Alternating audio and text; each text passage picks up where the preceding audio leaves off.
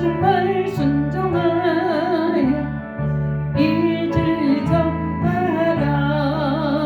산을 넘고 물 건너 힘을 다해 복음의 빛빛처럼 빛의 사자들이여 복음의 빛빛처럼 때로는 밤 달빛처럼 빛의 사자들이여 동서남북 어디는 땅끝까지 주님만 의지하고 눈이 어서 어두워 배고 복음의 빛빛처럼 빛의 사자들이여 복음의 빛빛처럼 때로는 밤 달빛처럼 빛의 사자들이여. 아멘. 오늘 하나님의 말씀 보겠습니다. 7절 25장 7절 말씀 보겠습니다. 창세기 25장 7절 말씀. 창세기 25장 7절 말씀 보겠습니다. 아브라함이 향년에 175세라. 아멘. 이제 아브라함의 죽음이 이렇게 25장에는 아브라함의 삶이 마감이 되고 이삭의 삶으로 이제 열립니다. 그래서 아브라함이 175세에 이 세상을 떠났습니다. 25장에는 아브라함의 죽음에 대해서 우리가 상고하겠습니다. 아브라함의 마지막 이 삶까지 그 죽음이 1절에서 11절까지 기록되어 있습니다. 그래서 2절에 보면은 25장에 이렇게 아브라함의 후초의 자손들이 나오고 있어요. 이삭 말고 후초. 그래서 그의 이 구두라라는 그 후초에 아브라함이 사라가 죽은 후에 구두라라는 첩을 뒀는데 거기에서 6지파가 나왔어요. 2절에 보면은 그가 시몬과 욕단과 무단과 미디안과 이스박과 수아를 낳고 6지파를 낳았어요. 그 지파가 이제 형성돼서 이 모든 여러 저기를 땅을 이제 넓혀가는 그런 과정이 이 성경에 나옵니다. 그런데 이제 이 미디안의 아들 에바와 에벨과 하녹과 아비다와 엘다인이 그 구두라의 자손이었더라. 이게 이제 계속 이 후손들이 계속 이제 전개되면서 나올 때 이 지파는 구두라의 지파구나 이렇게 우리가 알 수가 있어요. 성경의 역사를 보면은요. 그러니까 이제 펼쳐지는 이러한 과정 속에서 이제 아브라함의 저기에서 이스라엘이 애굽을 탈출해서 이제 가나안으로 가는 도중에 이러한 족속들이 다 이제 거기에서 이제 역사가 오래되니까 이제 그 길을 막으면서 뭐 이런 일들이 일어나고 있어요. 근데 이스마엘 후손이 지금도 저렇게 이스라엘과 전쟁을 치르고 있지 않습니까? 아랍 지역에.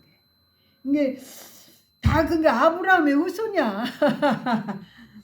이게 이 우리가 이제 성경에 구드라의 후손을 그냥 그냥 지나서 그냥 이삭으로 해서 믿음의 약속의 언약의 아들이다 이렇게 생각하는데 여기에 일반적인 하나님의 그 일반 역사 속에서 이들이 전개되면서 이제 뭐 약속의 자녀와 약속되지 않은 자녀의 그 대립이 계속 길을 막고 싸우는 전쟁이 일어납니다. 근데 아브라함이 175세에 이제 그 모든 삶을 마감하면서 이삭에게도 그 재산을 나눠주었고 서자들에게도 이삭을 멀리 떠나서 살도록 그 모든 재산을 남겨 나누어 주었습니다. 그래서 마무리를 서자와 싸우지 않도록 이렇게 아브라함이 정리를 잘 했어요. 그렇기 때문에 우리가 이제 이 모든 족속이 더 많아지면은 땅을 정복하고 나가다 보면은 그 모든 형제 간에도 다 적이 되는 거야. 적이 돼. 그래서 이 모든 집안의 역사도 잘 그냥 뭐 사촌 간에도 잘 지내다가 육춘 넘어가면은 남처럼 그 모든 선조의 땅 가지고 싸우는 집안이 얼마나 많은지. 그러니까 이제 이 여섯 부족이 구두라의 그 후손인데 그 후손이 이제 번져가면서 이제 아라비아 지역에 막 많이 이제 편성되어 있는데 그 모든 이삭에게 아브라함이 모든 소유를 줬지만은 서자들에게까지는 이런 싸움을 막기 위해서 마무리를 잘 한 거예요. 그래서 이제 아브라함이 175세에 세상을 떠났는데 이 셈의 이 후손을 보면은 우리가 아브라함의 아브라함의 그 조부는 나홀이었는데 그 나홀은 148세까지 사는 거예요. 그리고 아버지 그 밑에 데라는 205세까지 살았어요. 아브라함보다 많이 살았죠. 그리고 이삭은 180세까지 살고, 그리고 야곱은 147세까지 살았어요. 이 대의 평균 연령에 의해서 아브라함은 175세에 산 거죠. 그러니까 오래 산 거죠.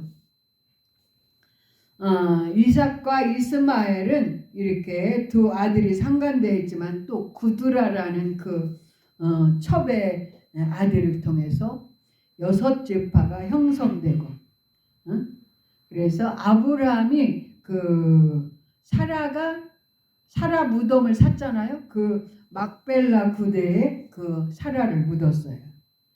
그래서 이제 이 막벨라 굴에 사라를 묻은 것을 통해서 아브라함도 묻었지만 그 후손들이 다 이제 여기로 다 오는 거야. 그래가지고 아브라함이 이삭을 통해서 계승된 그러한 사실들이 이렇게 부엘라헤로이라고 셈 곁에 이렇게 아브라함의 땅 막벨라 굴에서부터 이렇게 집안이 형성되기 시작했어요. 이삭도 그걸 떠나지 않고 부엘라헤로이라는 그러한 셈 곁에 이삭이 계속 살고 있어요. 편안하게. 그래서 이제 이삭을 통해서 야곱과 에서와 야곱의 이제 진행이 나오는데, 이삭에게는 별 역사가 크게 파노라마가 없어. 조용해. 성품이. 그래도 그 역사를 통해서 이 모든 곳에서 이 진행됨으로 말미암아 이 모든 후손이 전개된다는 사실. 그러니까 이삭의 역사는 대부분 아주 조용한 시기였어요.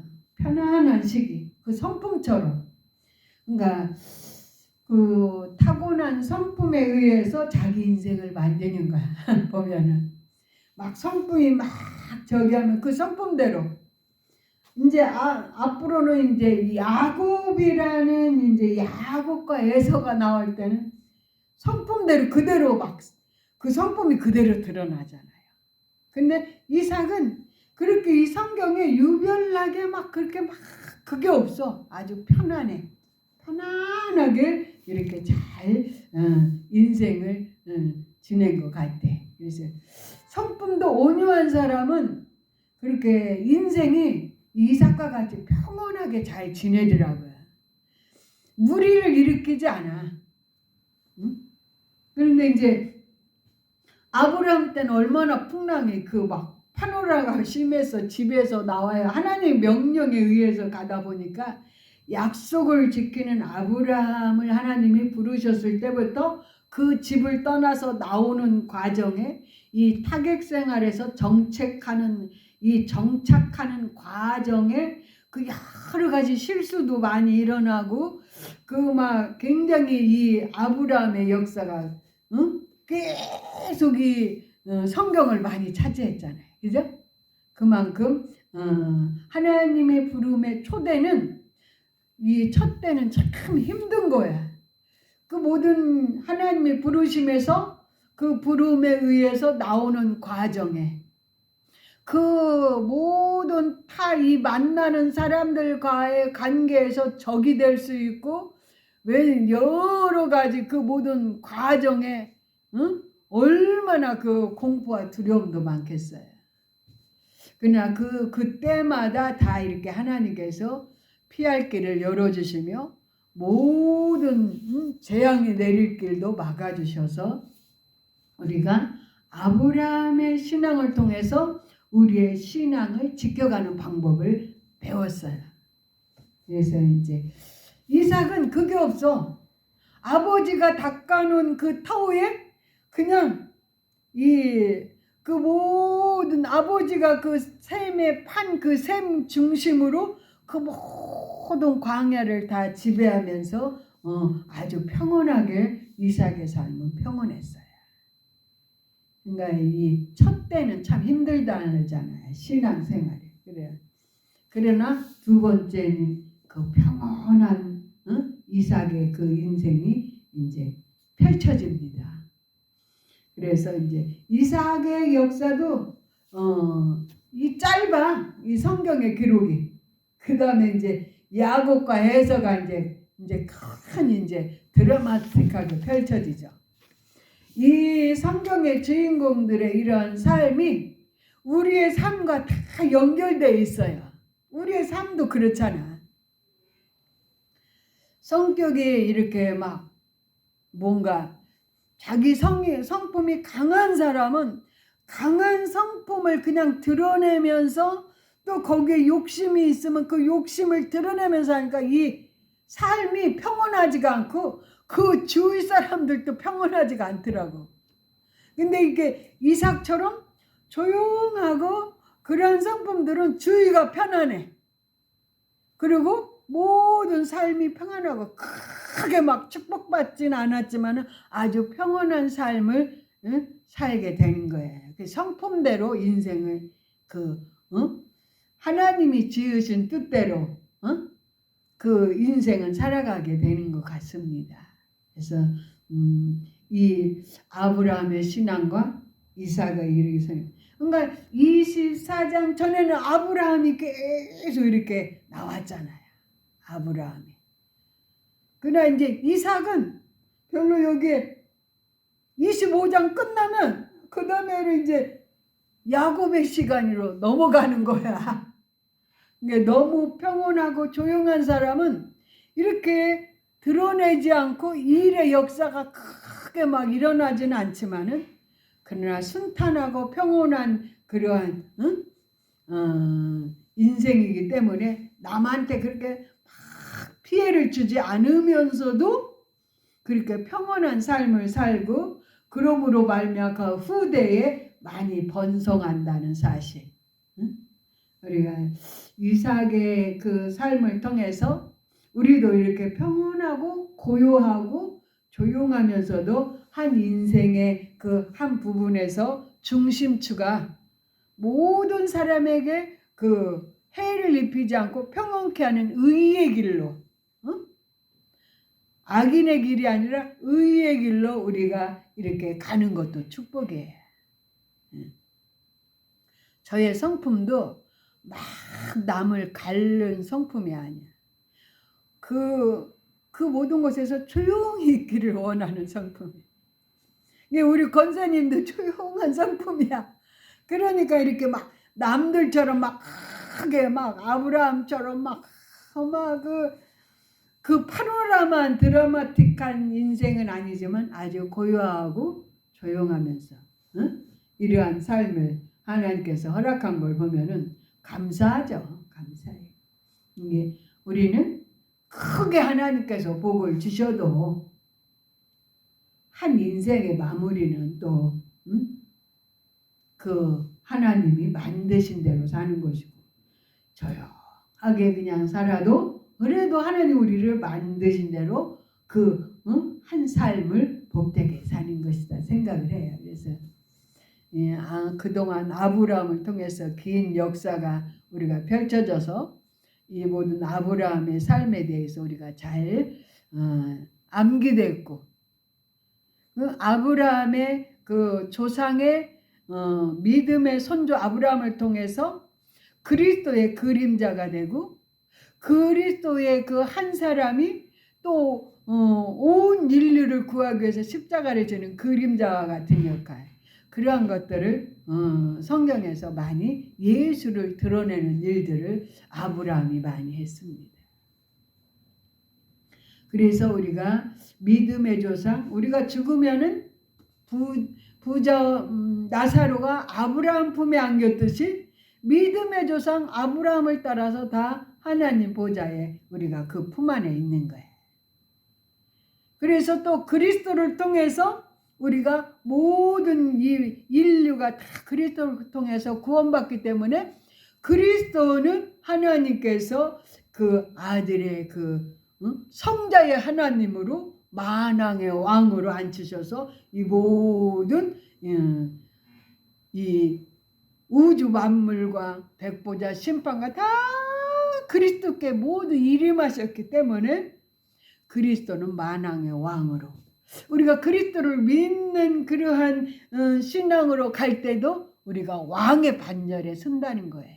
맏아들은 예수 그리스도, 그리고 예수를 믿는 우리들은 그 왕권을 가진 왕의 반열에서 우리가 천국에 입성한다는 사실, 이런 예수 중심으로 이 모든 성경을 다 해석하면은 모든 게 우리는 만왕의 왕 예수와 함께 왕노릇 하는 거예요. 천국에 가면. 할렐루야. 그래서 이 예수를 바로 알면, 그래서 이 성경에서 우리가 아브라함을 통해서 예수를 바로 알아야 돼. 성경은 이 구약은 오실 메시아 예수 그리스도에 대한 예언이거든요.